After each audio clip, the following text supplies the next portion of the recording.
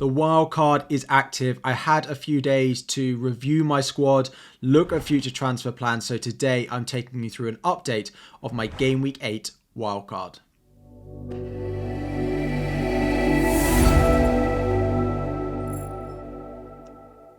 What is up everyone, FPL Harry here and welcome back to another video. Today we are having a look at an update of my Game Week 8 wildcard. I've had a few days to review it, think about some of the players, think in a little bit more detail about what it means for my squad going forward. So today I'm going to take you through that update, but I'm also going to take you through the biggest questions that were asked in my Sunday video about my first wildcard draft, and they are Bukayo Saka not being in it, and then of course Kieran Trippier as well not being in that draft. Before we dive in, 1,000 likes on the video is the aim. Subscribe if you are new around here as well. And before we get in, before I get absolutely slated in the comments for people wondering why as a Chelsea fan I own a Bournemouth shirt with Dominic Solanke on the back, it is for the real OGs of the channel who followed me last season. He got a massive, I think 19-point return away at Spurs while he was in my draft, and I think about 1.5% owned, which helped me finish 510th in the world last year. So as a sort of remembering of that, he was also very good for me in the first half of last season as well. So as a little bit of a remembrance to wear on streams and things like that, as a reminder of it, I had to buy his shirt. But looking at the draft, that is one of the changes. I'm not going to necessarily go through the whole draft in loads of detail. There are a few changes that we've made in here. Turner and Areola, I'm pretty set on that as a goalkeeper combination. The fixtures going forward for Areola from Game Week 10 are great. I just need Turner to start Crystal Palace and Luton in the next two. He was pretty disappointing from a performance point of view, plus anyone who owns him in FPL in Game Week 7, but I am hopeful that he's going to keep his place just short term. I need him short term. Crystal Palace are without Elise, Edouard, and now Eze as well, so even away at Crystal Palace in Game Week 8, he could get something. I do plan on starting him over Areola in that game week. Moving into defence, Matty Cash keeps his place. He's almost essential, I think. Udogie's in there. Dan Burn, again. It looks like Botman might even miss Game Week 9. Game Week 8 looks an uncertainty that he's going to miss that. And then Game Week 9 after the international break is still a big doubt for Botman. So I am going to go with Burn.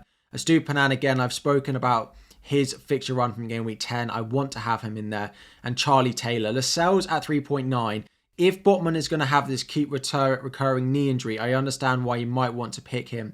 But I still think Charlie Taylor is the more assured option going for long-term minutes, looking towards Game Week 18 where there's a blank game week and he has a decent enough fixture in case I have to play him in that week. In midfield, Son and Maddison keep their place for the Spurs fixture run. Mo Salah comes in and of course keeps his place in my first draft. One of the main reasons I'm wildcarding is I want Salah. And then Diaby of Aston Villa. Up front, Erling Haaland and Ollie Watkins, again, are pretty non-negotiable in this draft. We might talk about Ollie Watkins versus Trippier in just a moment. The big difference, I've dropped James Ward-Prowse, which was the option I wasn't necessarily 100% happy with. I actually moved to Almiron on Monday and Tuesday, and I fully recorded this video with Almiron in there.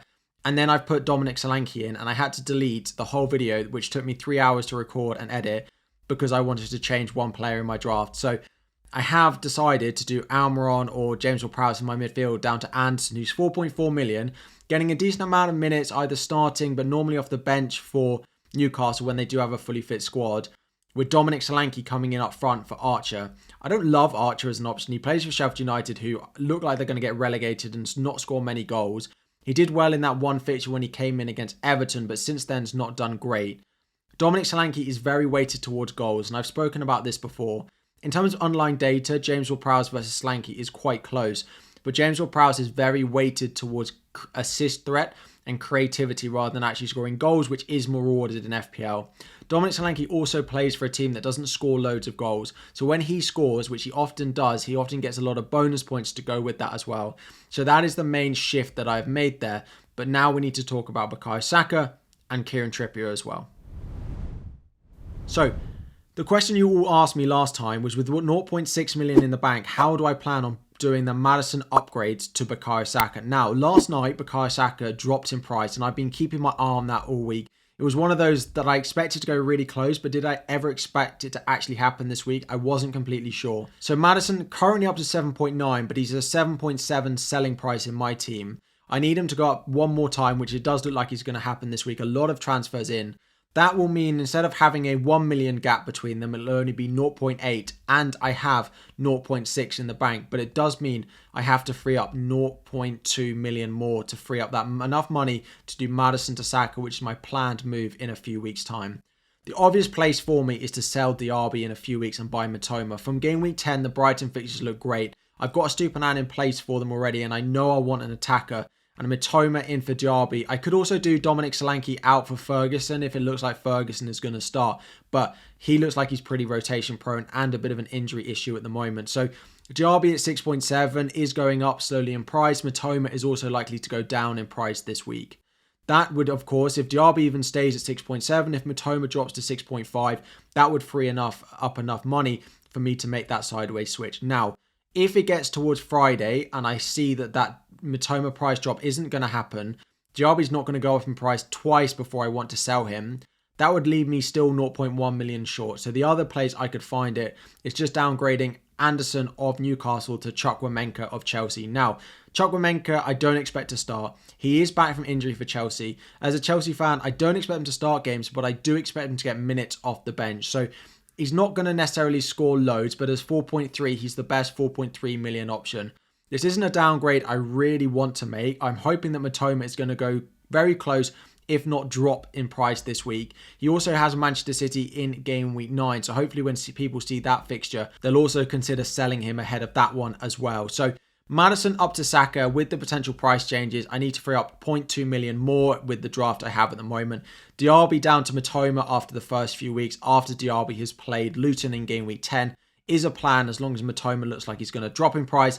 If that isn't going to happen, then I might have to do an extra move on my wildcard. Not planned, just straight on the wildcard of Anderson down to Chukwuemeka.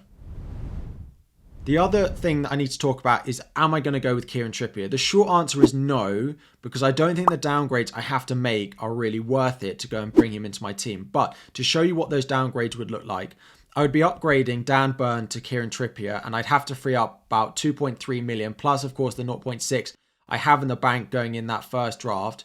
The first switch I would have to do is I couldn't own Dominic Solanke, and I downgrade him probably to Archer and upgrade Anderson all the way up to Pedro Neto.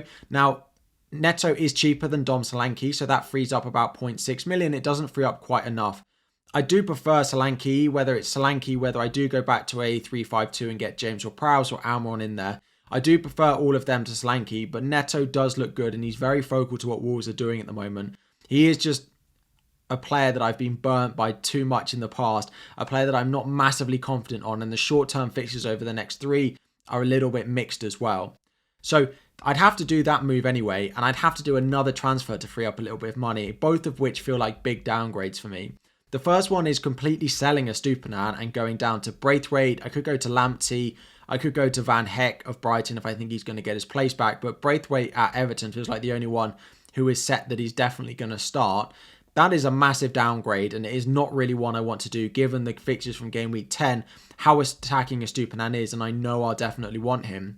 So the other one is I could downgrade Ollie Watkins to Alvarez in my team as well. So that is, again, freeing up enough money that I could do Dan Burn all the way up to Trippier along with that Solanke move. But Watkins is one of those players I really, really want in my wildcard. He's so consistent. I need a little bit of consistency in my FPL team, given how badly the season has started, and I don't really want to do that. It does really feel like Trippier versus Watkins in my wildcard.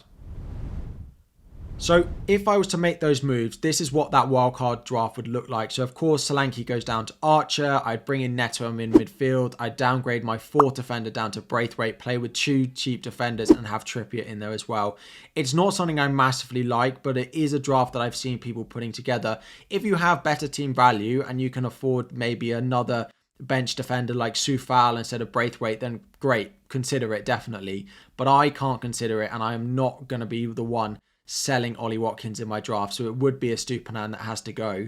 The issue with this, as you'll see, is I only have 0.2 million in the bank, so that planned transfer of Maddison up to Bukayo Saka also doesn't become possible, and there's no real way to free up money in this draft. So as much as I like Trippier, I prefer Ollie Watkins, and I just don't think I'm going to be able to get to him in the meantime, and I'm going to go without him in my wildcard. And this is the draft I keep coming back to. Dom Solanke in. I just love his goal threat. Big fan of him in my FPL team. Maybe is the previous seasons talking in me going for him. And I do like Anderson as a pick as well. With the amount of rotation we're seeing in the Champions League, he could still be a great option. Maybe even a better option than Archer. Who do you think scores more points this season? Anderson at Newcastle or Archer at Sheffield United?